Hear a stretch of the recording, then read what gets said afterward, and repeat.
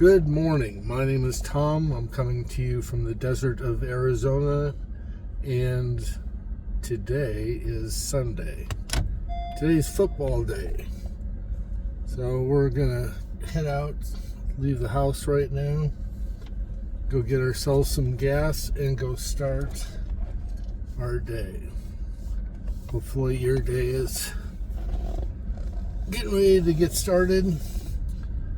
East Coast, it's 7:40 in the morning, and only, I think, 4:40 out in California. You guys will be waking up and hopefully getting started. We're going to go on out and see if we can get ourselves a mini breakfast rush. Go pick up everybody's breakfast, their coffees, their donuts, and that type of stuff. Einstein orders. And get a good start to our day. I'm going to try and start my dash here shortly, but I've got to go get some gas. Yesterday was a good day, and the day before was above average as well. So we're starting out 2026 on a really good note. And today I think we're going to talk about the second part of the one man, one app, one vision. We're going to talk about the app, talk about DoorDash. How did I get started in DoorDash? Well, as a dispatcher, I was running a crew of about 8 people that were supporting the entire Phoenix market. That's sprawled out quite a bit. We're a city that's wide and not up. A lot of miles, and we constantly had to rotate all those individuals around. And the courier industry is an interesting business if you ever wanted to get out of gig work and go find something else that still is a 1099 type of a job. You have the ability to work, picking up packages, doing court stuff, construction stuff, legal stuff. A lot of times you had to wait on behalf of the customer, but the difference between gig work and courier service was you got paid for wait time. So if you were waiting at a merchant, then they would charge that merchant, to go pick up their product, to go deliver it to their customer. And you didn't mind if there was a delay. But obviously that model doesn't work with food, because the merchants would be like, we're not going to pay this extra fee. And that's where we all know that companies like DoorDash ride on our back in order to keep their source of product companies happy. They transfer that on to us and expect us, to eat that loss, if you will. Kind of call it a loss leader, similar to a company, giving you a drink or something like that, for free, in order to try and keep you happy. A lot of times you've probably experienced that. A company, because we're sitting there waiting, instead of paying a fee, will offer us a free drink or, some form of compensation because they know that, we're sitting there waiting. Not all companies do that, but which companies do. And it's always nice when they do understand what it is that we're going through and try and sustain that relationship.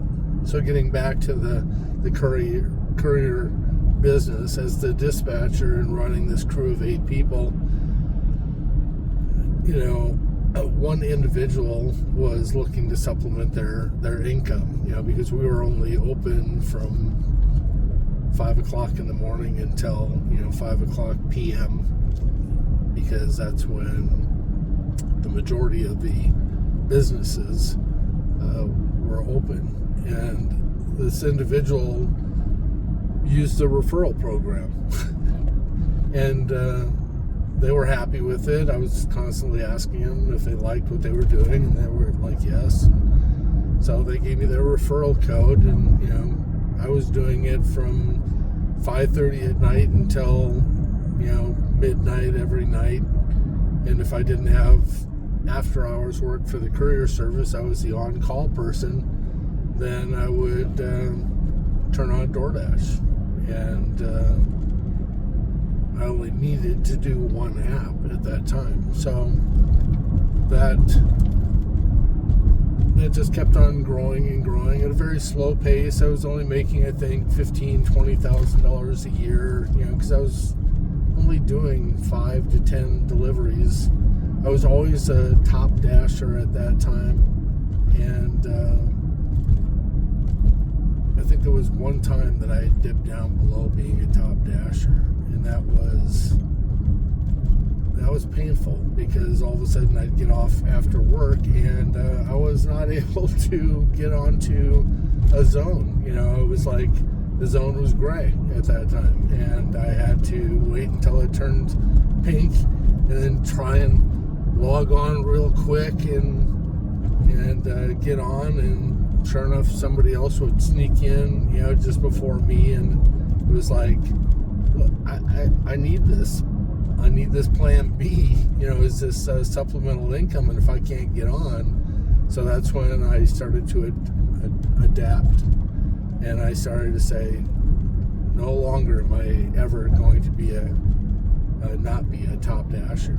And then of course the tier program and stuff came on. And then when my company sold because the owner wanted to retire after his wife had passed away, and I moved to the new company, we were just butting heads, 2 different companies, 2 different philosophies. And so it was like, I've got a plan B. I'm just going to work from 5 o'clock in the morning until midnight doing DoorDash. And that year was like my best year. And since then, I haven't been able to come out at 5 o'clock in the morning and work until midnight. I'm getting too old, so now it's 6 o'clock at midnight. And I won't hesitate to stop if I have to take a break. But that's my history with DoorDash. And so I've only known DoorDash. It's the only thing that I have. I guess my philosophy is riding that one horse, instead of trying to multi-app. Now, I applaud you guys and girls who are out there managing multiple apps. If somebody can handle multiple apps, power to them. And I applaud you for that. I don't need the stress. And I guess I figure if something was to happen with DoorDash, then I would just apply for something else and I would ride that horse. So I just don't need to have all that stuff going at one time.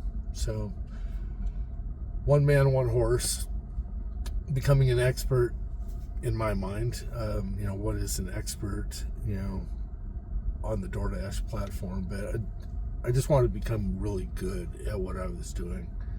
And I think I've achieved that. I've made some good contacts. I've got some good relationships with merchants, with other dashers, etc., etc. So that's my story about DoorDash.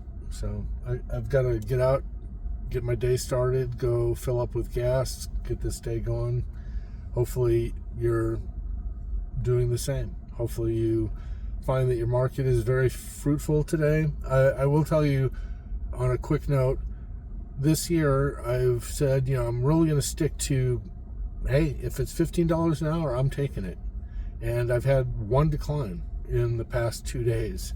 And I've exceeded over the $20 per hour cap. Started early, stayed out late. And I'm making some good money. I think sometimes that we just don't want to change, or it's pride, or something that's going to stop us from changing to something that we think is going to fail. But I would tell you to have faith in the DoorDash system, that even though you're accepting $15 an hour, they're going to keep you at that $20 cap and above. You just have to trust that if you're doing this job that you think there's no way you're going to make enough money. It's really about cash flow. It's about moving product, and you help DoorDash and they'll help you. I know a lot of people are like, hell no.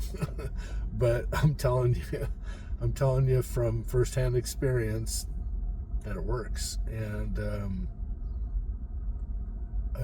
I would tell you to get away from the margin strategy and come over to the volume strategy. And I would tell you to start qualifying each offer from a standpoint of they're buying your time. And if there's enough money on the ticket to pay for the wait time at the merchants and the miles that you drive, then the job is worth it. And if you dip below $15 an hour or maintain $15 an hour, you'll find that DoorDash will give you a large order or something that will bring you up after maybe 3 hours right to the $20 per hour and above area. So we're going to talk about that more in the future, and we're going to leave it at that. So you guys have a great day, and I will talk to you this evening and show you the results of Sunday. I hope your football teams win too, by the way. We're coming into playoff season. It's going to be a good time. A lot of parties, a lot of large orders, etc., etc. So we'll talk to you tonight. Have a great day.